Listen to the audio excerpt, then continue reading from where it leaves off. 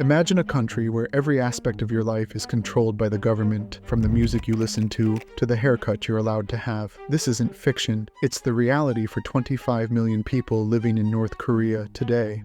In 1948, a young Kim Il-sung stood before a crowd in Pyongyang and declared the birth of North Korea. Little did the world know that this moment would mark the beginning of one of the most enduring and oppressive regimes in modern history. Picture a country where time seems to stand still, where vintage cars from the 1950s still roam the streets, and where a single family has ruled for 3 generations, where the year is 112, not 2024. Yes, you heard that right. The country has its own calendar, starting from the birth of Kim Il-sung in 1912. It's just one of the many ways this regime has created its own reality, but trust me, it gets even weirder.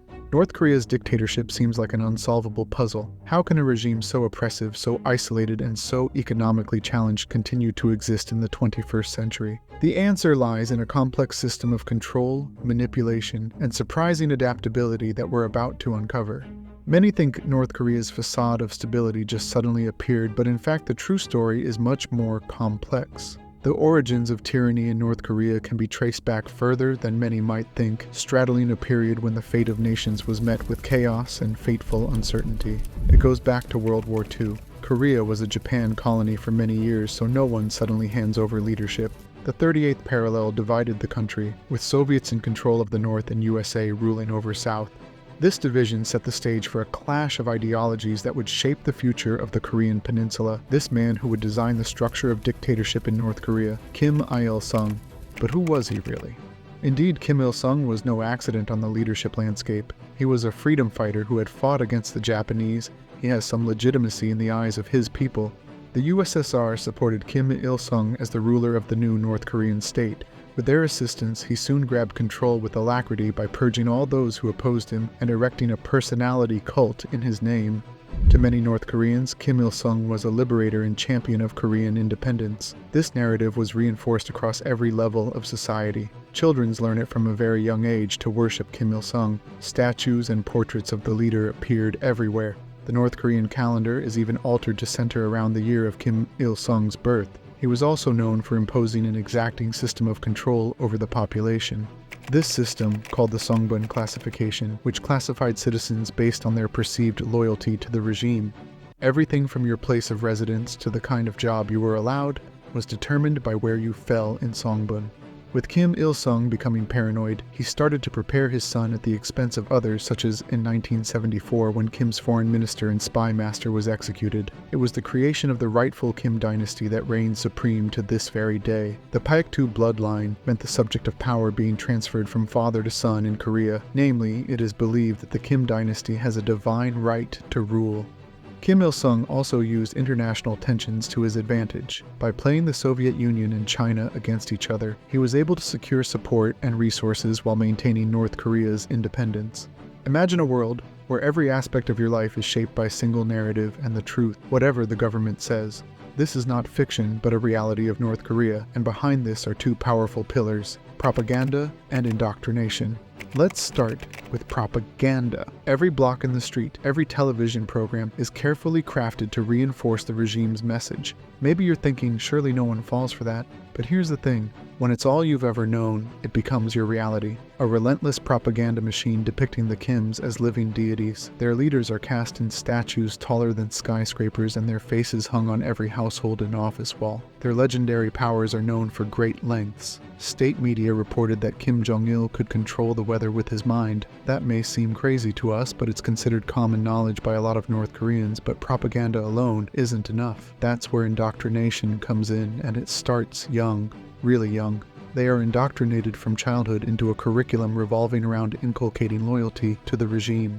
Math problems feature anti-American themes. History lessons rewrite the past to glorify the Kim dynasty. Even music classes focus on songs praising the leaders. Education is not merely the process of facts, or what may be alleged fact by a regime being poured into minds. They are creating paradigms. As far as students are concerned, North Korea is a land of milks and honeys, while the outside world is basically an open cesspit of misery/mass grave. when their suffering is taught to come from abroad, not for state policy. This manipulation of historical narratives is crucial for maintaining the regime's legitimacy. The Korean War, for example, is presented as a great victory against American imperialism, with no mention of the devastation it brought to the country. The famines of the 1990s? Blamed entirely on natural disasters and foreign sanctions with no acknowledgement of the government's role. The result of all this? A population mostly cut off from external sources of information and brainwashed with regime ideology. It's a system so good, even many North Koreans genuinely believe they are living in the best country on earth, despite their daily misery. The thing is, though, that last bulwark of a shield has started to reveal where, yet slowly, as technology improves and information from beyond their borders comes through ever more filterless forms of communication, the people in North Korea are beginning to doubt what they have been taught. It takes time to change, but it is changing. You might think of North Korea as a place where the pillars of controlled propaganda and indoctrination, organized through almost every aspect of daily life in what even appear to us quite benign ways, are so powerful they cannot be breached. We've already seen how North Korea tries to control the thinking of its people. Now we step behind a curtain that lets in only muted light on secret policies and spying that keeps the Kim family dictatorship in power. You may know North Korea to be controlling, but nothing could prepare you for exactly how intense it is. We'll begin with the secret policies. Throughout the country of North Korea, there is a system that classifies everyone in their society from birth called Songun. It is almost a secret caste system, which determines your access to food, housing, education, and even medical treatment by individual family background impression of loyalty to the regime. If you were born into a low Songbun family, your life of struggle would kind of be set in stone from the get-go with almost no hope for upward mobility, but there is more to it than that. It means the punishment of 3 whole generations by the government. If you are charged with a political crime, your parents will go to jail as well, your kids too, and even potentially your grandkids into the labor camps. It's a sure way to keep the faithful in line by warning of consequences and making clear they better think before speaking against it. Now let's talk about surveillance. You might think your phone listening to you is creepy, but in North Korea, the level of monitoring is on a whole other level. The regime has eyes and ears everywhere. There are neighborhood watch units called Inminban, where local leaders are responsible for reporting on their neighbors' activities. It's like having a spy living next door, watching your every move. But it doesn't stop there. North Korea has also built a sprawling informant network. It could be your co-workers, friends, or even the family members secretly reporting on you. This invokes the air of constant suspicion and paranoia. You never really know if you can trust someone or who else might be listening in a way. The psychological effects of being stalked like this are immense. Picture you could not relax, that within the confines of your home every word and deed was watched.